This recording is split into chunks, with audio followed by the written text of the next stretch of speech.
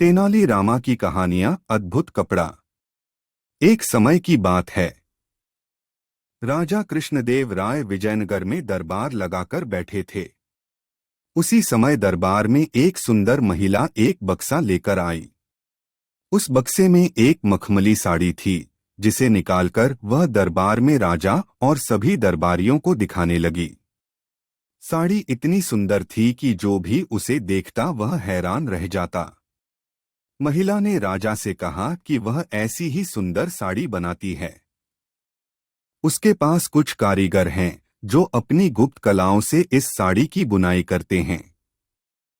उसने राजा से निवेदन किया कि अगर राजा उसे कुछ धन दें तो वह उनके लिए भी ऐसी ही साड़ी बना देगी। राजा कृष्णदेव राय ने महिला की बात मान ली और उसे धन दे दिया। महिला ने साड़ी तैयार करने के लिए 1 साल का समय मांगा। इसके बाद वह महिला साड़ी बुनने वाले अपने कारीगरों के साथ राजा के महल में रहने लगी और साड़ी की बुनाई करने लगी। इस दौरान उस महिला व कारीगरों के खाने पीने से लेकर तमाम खर्चे राजमहल ही उठाता था। इसी तरह 1 साल का समय निकल गया। फिर राजा ने अपने मंत्रियों को उस साड़ी को देखने के लिए उस महिला के पास भेजा। जब मंत्री कारीगर के पास गए तो वह देखकर हैरान रह गए। वहां 2 कारीगर बिना किसी धागे या कपड़े के कुछ बुन रहे थे।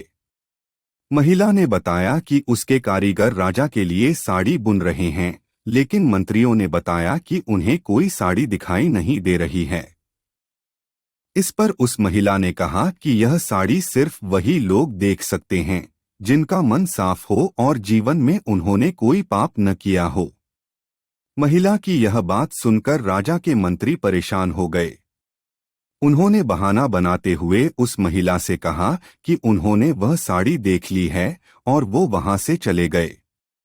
राजा के पास वापस आकर उन्होंने कहा कि वह साड़ी बहुत ही सुंदर है।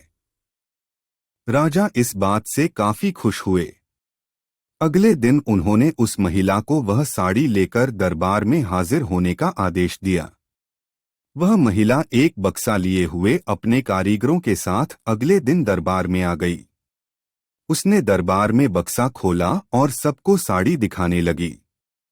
दरबार में बैठे सभी लोग बहुत हैरान थे, क्योंकि राजा समेत किसी भी दरबारी को कोई साड़ी नहीं दिखाई दे रही थी। यह देखकर तेनालीराम ने राजा के कान में कहा कि उस महिला ने झूठ बोला है। वह सभी को बेवकूफ बना रही है। इसके बाद तेनालीराम ने उस महिला से कहा कि उन्हें या दरबार में बैठे किसी भी दरबारी को यह साड़ी दिखाई नहीं दे रही है। तेनालीराम की यह बात सुनकर महिला ने कहा कि यह साड़ी सिर्फ उसी को दिखाई देगी जिसका मन साफ होगा और उसने कोई पाप न किया हो। महिला की इस बात को सुनकर तेनालीराम के मन में एक योजना आई। उन्होंने उस महिला से कहा, राजा चाहते हैं कि तुम खुद उस साड़ी को पहनकर दरबार में आओ और सभी को वह साड़ी दिखाओ। तेनालीराम की यह बात सुनकर वह महिला राजा के सामने माफी मांगने लगी।